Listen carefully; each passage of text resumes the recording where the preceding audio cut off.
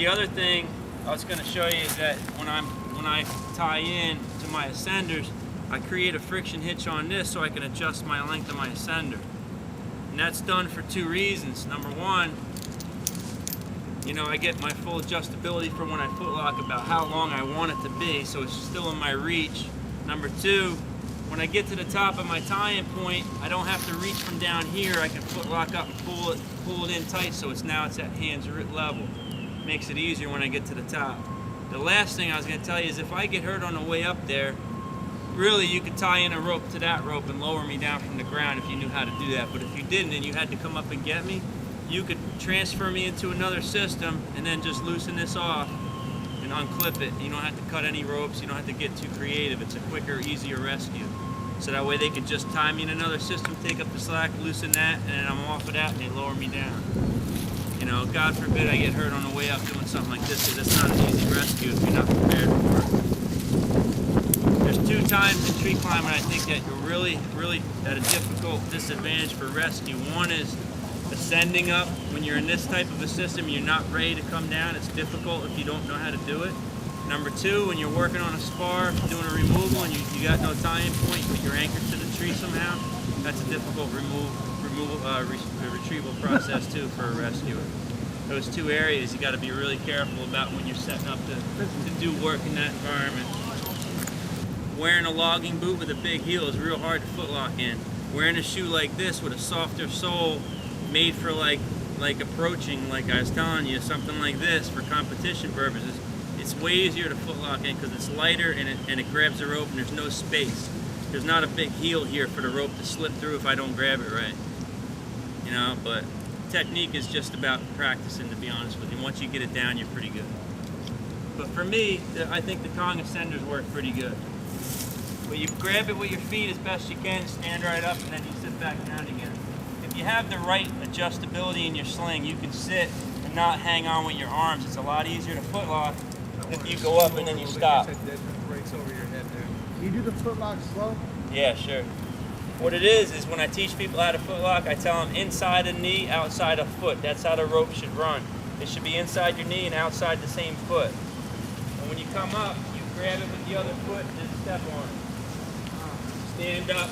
And once you stand up, you want that rope to release, so you drop it. You kind of point your toes to the ground a little bit when you're moving. Come up, grab it, stand on it, slide up, then drop it. Do the same thing over and over. With this system here, because they're anchored independently, I can even footlock on one rope by accident and not fall to the ground because the rope can't move.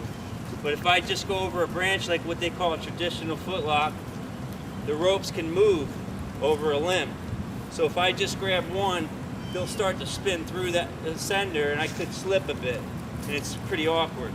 So having a system where they're both anchored independently is nice for that reason too.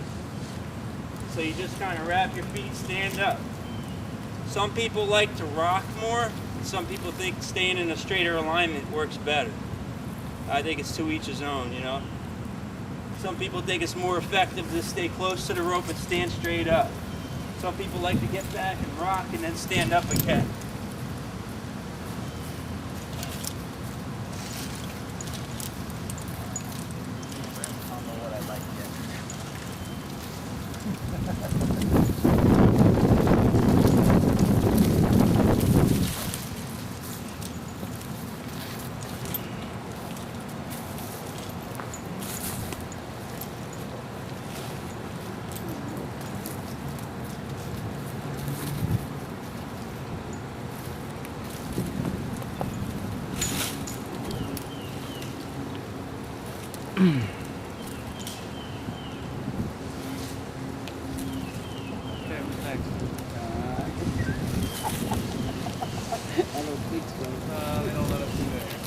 That's good. There aren't too many people running around over there.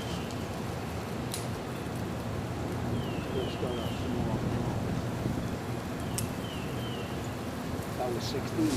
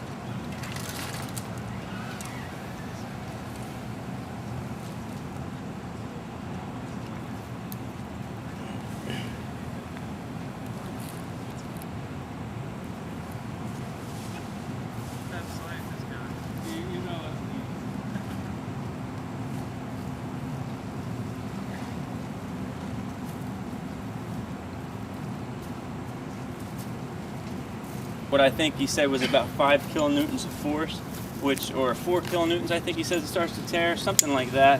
And 4 kilonewtons would be a little over 800 pounds of force, which is not that big a fall, believe it or not.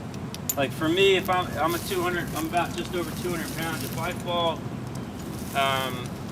to generate 800 pounds of force, I could probably just fall less than 4 feet, which isn't that far of a fall. You know, if I set myself up for a little with like 3.5 foot of slack and fall into the system, I could generate enough force to start tearing this out, which is this green strap here is built as like a shock absorber, meaning just like the bucket harnesses, they call them deceleration lanyards. This will decelerate my force by starting to split the threads that are built into this piece here, so that this pin splits those threads until it slows the force down. So if I hit it with 1,000 pounds of force, it'll start to tear pretty quick and then start stopping. The rest of the threads will stop. Well, eventually it'll stop split. If I hit it with a lot more force, it'd split right down to the end, and that's where it's stitched up to the point where it can't come undone, unless you hit it with like, you know, probably 22 kilonewtons or something, which your body would be damaged like severely if you even came in within 12 kilonewtons.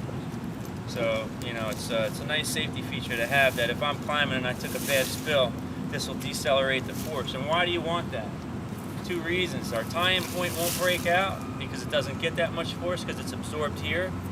Number 2, my body doesn't get hurt that bad. Because if you take a big fall, everything inside of you obviously is getting jolted. Just like in a car accident, they tell you there's always more than one accident. There's the car hitting another car, there may be you hitting something in the car, and then there's all your internal organs hitting your skeleton, you know, your ribs and such, so everything bangs around. That's what happens when you fall. Same thing could happen. Everything jolts inside of you, and that's what you don't want. So having a nice safety feature like that built into the system is just another good addition in my opinion.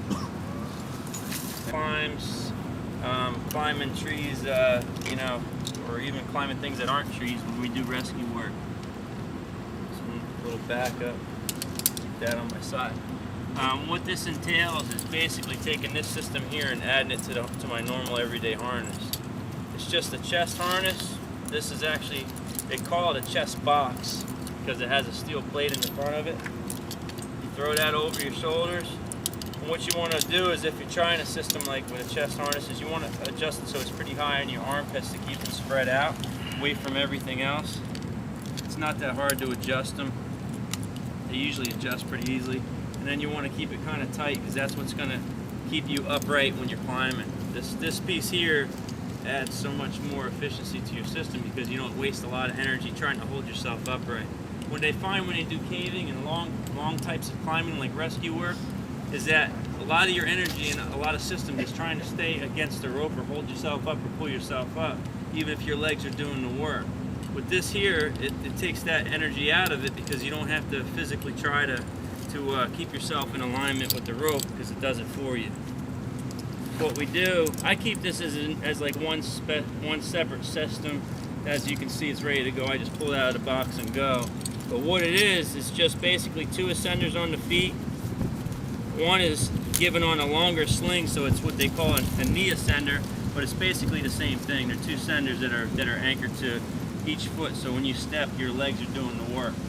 This is a shock cord, so it keeps them upright and firm, and so that way when you move one up, the other one pulls the other one down. So that way they move each other up. The only attachment points I use, my main attachment point is going to be this on the rope, like I always do. My ascender is my main attachment point, so I adjust it to where the length I'm going to need for that. I take my rope and I put it through my ankle ascender, so that way it's on the rope. I put my knee ascender on, and that's what I use to actually do the climbing.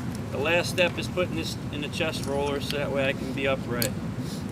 The only other step I recommend is that, like I said, you don't want to use a system where you only have one attachment point to the rope that's above you. Meaning, if I were to fall off of this and the chest box falls out, where am I left? I'm upside down by my heels, and that's not a good place you want to be. So what you want to do is back that up. What I do is I just put something to my harness, just another strap that's kind of short to just go to my knee ascender, and that captures everything nice and neat inside. So that way, if I do fall, I'm doubled up to this ascender here. So if I go upside down, I'm only going to fall, a 1.5 foot or so into that piece, which is really highly unlikely, but you really have to have a backup.